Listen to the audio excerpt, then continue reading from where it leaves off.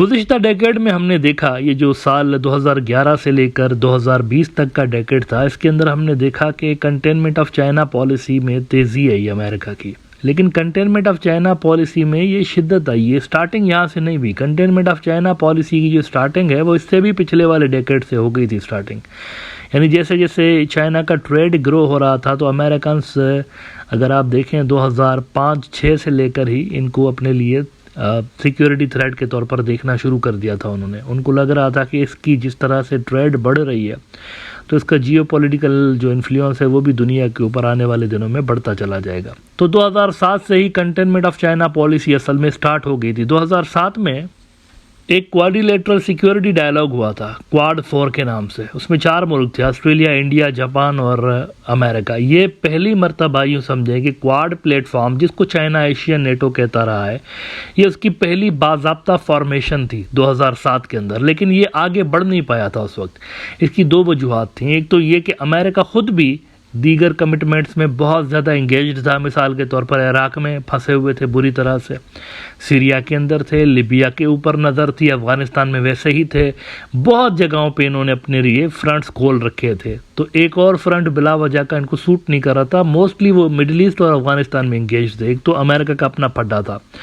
दूसरा, उस वक्त जो ऑस्ट्रेलिया का प्रधानमंत्री था, केविन रुड नाम था उसका, रुड भी नहीं चाहता था कि ऑस्ट्रेलिया जो है वो चाइना के साथ इस तरह दुश्मनी करे और उसके साथ अपने टाइज डाउनग्रेड करे इस तरह की कार्रवाइयाँ करके। क्योंकि देखें उस वक्त भी 2007 में ये जो क्वाड था ना, इन्होंने फिलिपाइन सी के अंदर एक मलाबार एक्सरसाइज की थी उस वक्त भी 2007 में।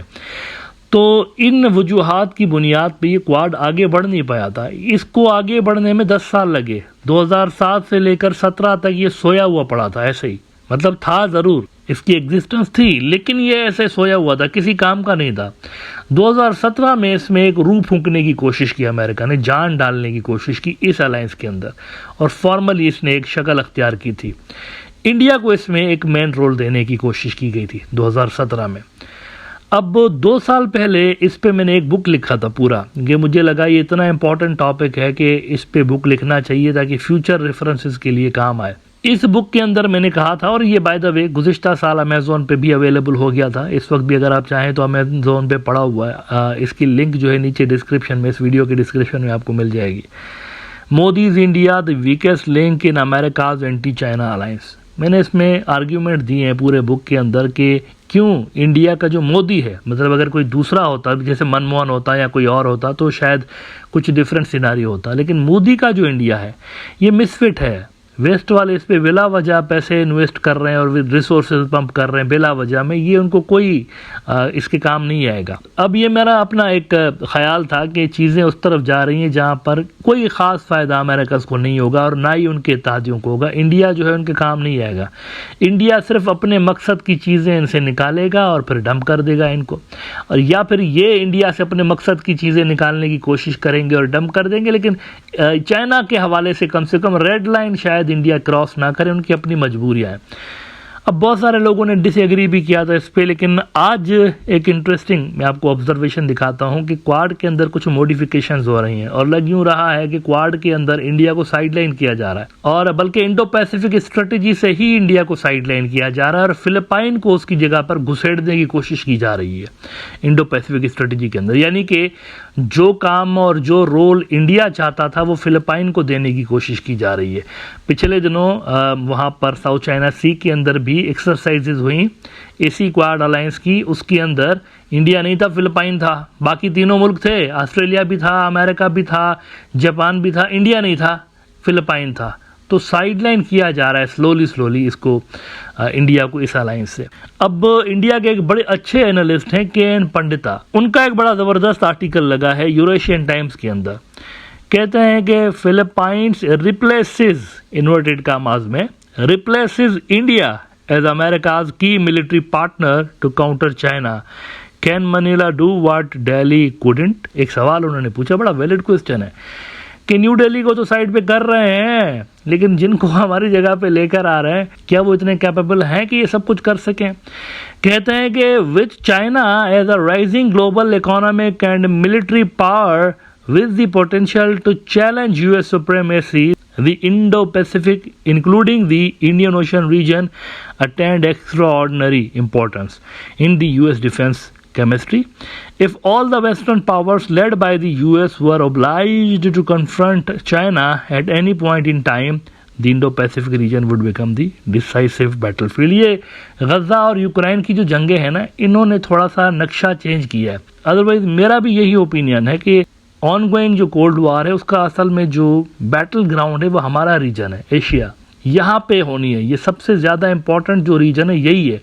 वहाँ पे जो हुई है ना चीज़ें गजा और यूक्रेन में, ये अटेंशन थोड़ी सी इन्होंने अमेरिका की डाइवर्ट कर दी, और एक तरह से देखा भी जाए तो चाइना के फ़ायदे में है ये सारी चीज़ें। मतलब अगर आप सोचिए ये दोनों जंगें ना होती, अमेरिका मुकम्मल फोकस इसी रीजन के अंदर होता। एशिया जो हमारा साउथ एशिया, साउथ चाइना सी, इसी रीजन के अंदर सारी एनर्जीज कंज्यूम यहाँ पर करता अपनी, चाइना को डाउन करने के लिए।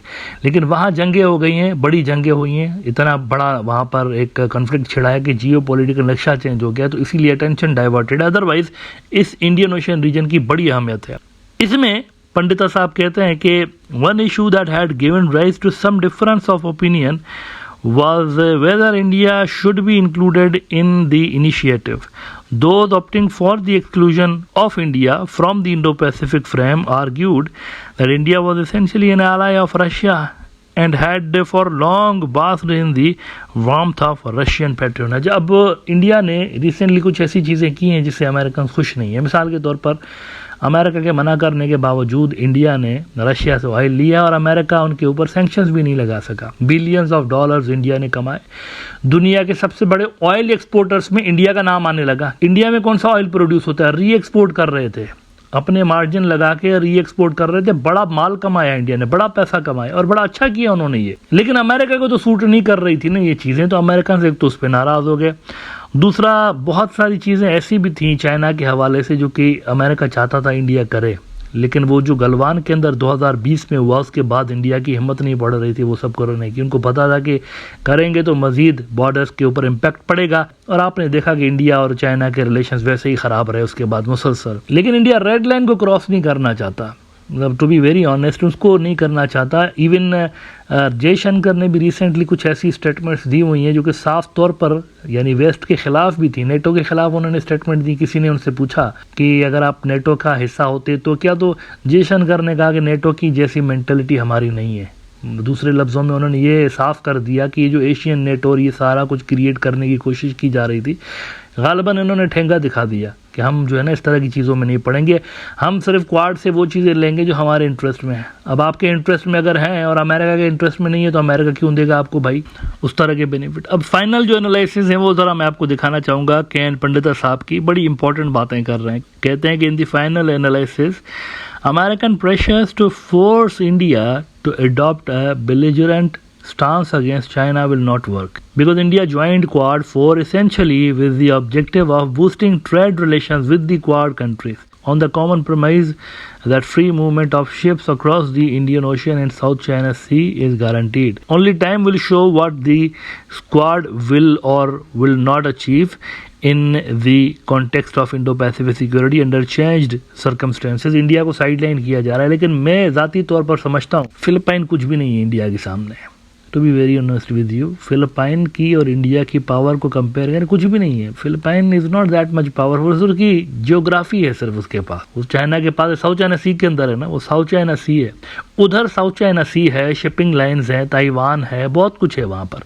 उनकी जियोग्राफी ज़्यादा इंपॉर्टेंट है, लेकिन मिलिटरली कहीं नहीं टिकता। फिलिपाइन कहीं नहीं टिकता जहाँ पर इंडिया है। मिलिटरली कोई मुकाबला नहीं है फिलिपाइन और इंडिया का। तो मेरा नहीं ख्याल फिलिपाइन उतना काम आ सकता है अमेरिका के, सवाए इसके कि वो जियोग्राफिकल जो अपनी एक लोकेशन है उसकी वजह से एक अहमियत रखता है। अदरवाइज आई थिंक जितना इंडिया ऑफर कर सकता था उतना फिलिपाइन ऑफर नहीं कर सकता था। लेकिन इंडिया की जियो पॉलिटिकल कॉम्प्लिकेशंस हैं, सिक्योरिटी कॉम्प्लिकेशंस हैं, रशिया फैक्टर है, और चाइना के साथ भी वो उनको कहते हैं ना आ बेल मुझे मार, इस तरह की पॉलिसी अडॉप्ट कर नहीं सकते। उनको पता है चाइना से डायरेक्टली भिड़ेंगे अगर तो नुकसान हमारा ही होगा। लेकिन हैविंग सेड दैट, मोदी साहब जो हैं उन्होंने ये जो थर्ड टर्म में भी अभी आते हुए उन्होंने जो पॉलिसीज़ वो अडॉप्ट कर रहे हैं, तिब्बत को रीनेम कर रहे हैं बहुत सारी जगहों को, और साथ में उन्होंने चाइना के प्रेसिडेंट को नहीं बुलाया आउट टेकिंग सेरेमनी में। इन चीज़ों से नज़र यही आ रहा है कि ये जो हॉट बॉर्डर है दोनों मुल्कों का, चाइना और इंडिया का, ये हॉट ही रहेगा। और चाइना के साथ इंडिया के टाइज जैसे ख़राब हैं वैसे ख़राब ही रखेगा, क्योंकि वेस्ट को मैनेज करना है इसने। वेस्टर्न सपोर्ट गालिबन ये लूज़ नहीं करना चाहता ड्यू टू ट्रेड और दीगर कॉम्प्लिकेशंस की वजह से। तो ये वेस्ट को इंटरेस्टेड रखने की कोशिश करेगा चाइना के साथ टाइज बिगाड़ के, यहाँ तक तो ये रहेगा।